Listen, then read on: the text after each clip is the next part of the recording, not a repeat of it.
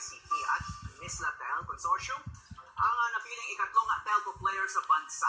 Kaugnay niyan, makakausap natin for the record live mula sa Quezon City si Atty. Adel Tamano, ang tagapagsalita ng Mislatel Consortium.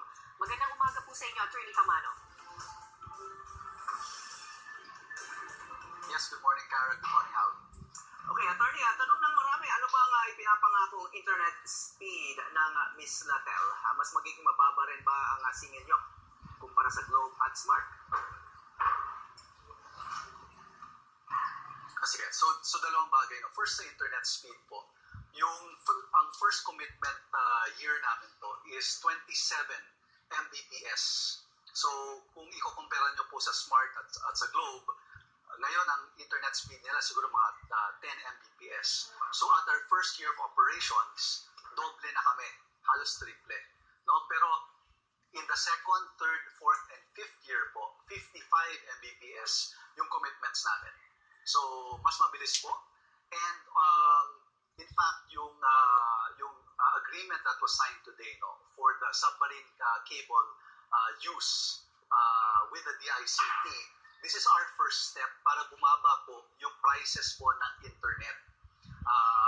Paano po yung mangyari ito? This will happen because by using our submarine cable, ang internet access natin, mabibili na po natin from Hong Kong or US. Now, yung prices po sa Hong Kong and US, siguro mga $2 po yan compared to the current, sometimes it's $7 up to $15 po cost of internet natin currently coming from the two major players. So, definitely po, bababaan po namin yung cost of internet. So, ibang klaseng teknolohiya ang gagamitin ninyo para makapag-deliver kayo ng mas mabilis at mas murang internet sa ating mga kababayan? Well, ito, 2 points lang. First, yung new technology, plano po namin sa rollout. Eventually, magka-5G technology po tayo. But itong submarine cable, this is not necessarily a new technology. What we are doing is we are setting up our own international gateway facility. Ang ibig sabihin po nun is meron po kaming sariling, isipin natin na highway, no? Para makakuha po tayo ng data at makakonect po tayo sa World Wide Web. So, since we will be connected to Hong Kong and US, which has cheaper cost of internet compared to getting it locally, that is our first step in providing faster and cheaper internet access para po sa lahat ng mga Pilipino. Okay, Attorney, just to put this in context, no? Kasi itong current speed natin, ayon sa isang pagsusuri, no? 8.59 Mbps, ang sinasabi nyo in the first year, magiging 27 na ito, and your ultimate goal would be around 55 yes, Mbps, and if you compare it globally today, that would be among the fastest in the world. So, of course, bibilis din yung sa ibang bansa, katulad ng Norway, Singapore, South Korea, which are the current leaders. No? Pero ang goal nyo ba talaga ay maging isa sa pinakamabilis na internet naman ang Pilipinas sa buong mundo? Yes, Howie. We aim to be a real world-class telco player. No? And that's why yung partner po natin, China Telecoms, this is one of the biggest and most powerful telco companies in the world. In fact, yung broadband subscriber base po nila, 250 million yan. Already more than twice the population of the Philippines. So, by using new technology po, eventually mag-roll out po kami ng 5G, we will really get the higher internet speeds. And that is part of the commitment that we have made with the NTC. When we submitted our bid, we said that first year po namin, 37 Mbps. On the second year, 55 na po kaagad. So, you say na meron po kayong partnership with China Telecom. Ito po ba ay state-owned company? May papel po ba ang Chinese government dito?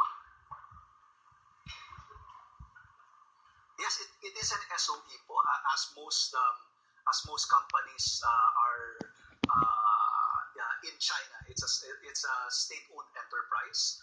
But we have to make it very clear, no, na 40% lang po ang stake nila. We are still, the consortium is a Filipino company under Philippine law, and they are minorities shareholders. But of course, magle-leverage po kami sa technological and technical expertise nila.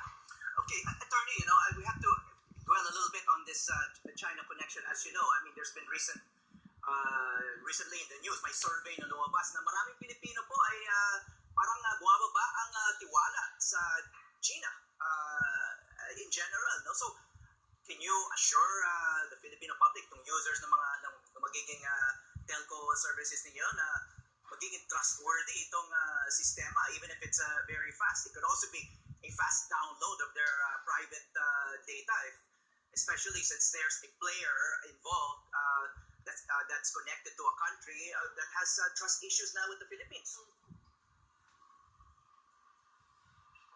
So, hindi po yan mangyari. Dahil under the terms of reference po, when we submit our rollout plans sa NTC, kailangan namin ng detailed description on how we will be providing protection for national security and cyber security. Kasama po yun sa terms of reference. So, it will be very clear that as we do our rollout, that will be top priority for us to ensure national security. And again, we have to go back to the fact we are a Filipino company. We will never allow our national security to be undermined by any party. No? So you have that assurance. Another point that we would like to raise is that the Oversight Committee for the selection process, kasali po doon yung National Security Advisor. And in fact, as we do our rollout, we will work very closely with the NSA and the Department of National Defense to ensure that the national security concerns will be fully addressed. Okay, Attorney, pag-usapan